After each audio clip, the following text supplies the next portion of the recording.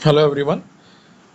एक important information है क्योंकि जितने लोग गेट एग्ज़ाम देते हैं वो ज़्यादातर यही सोचते हैं कि गेट एग्ज़ाम देने पर हमको एमटेक में सिलेक्शन मिलेगा, ठीक है, या फिर हम पीएसयू में जाएंगे।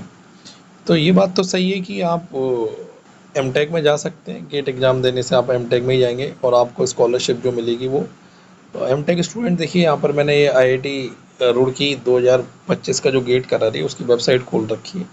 एमटेक स्टूडेंट को जो स्टाइपेंड मिलेगी वो 12,400 पर मंथ मिलेगी, ये बात बिल्कुल सही है। लेकिन आपको एक बात और बता दूं कि आपकी स्कॉलरशिप 12,400 से ज़्यादा भी हो सकती है, यानी कि आपको लगभग 37,000 के आसपास आपको स्कॉलरशिप मिलेगी।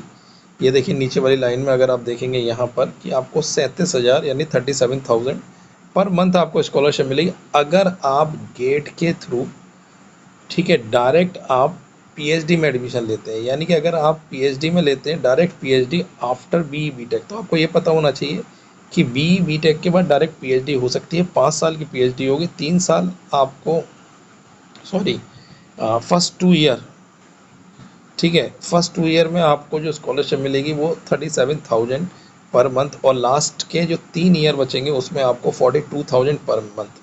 तो इसके लिए आपको एमटेक करने की ज़रूरत नहीं है, तब आप पीएचडी, अगर आप, मैं आपको ये बताऊंगा कि बहुत कम लोगों को पता होता है, अगर आपको चांस पीएचडी में मिल रहा है बीटेक के बाद, ठीक है, तो मुझे लगता है कि आपको अगर पढ़ना है आगे और आपको प्लेसमेंट बहुत ज़्यादा दिमाग में नहीं रखना है, तो आप डायरेक्ट पीएचडी में एडमिशन ले लीजिए, वो ज़्यादा सही है।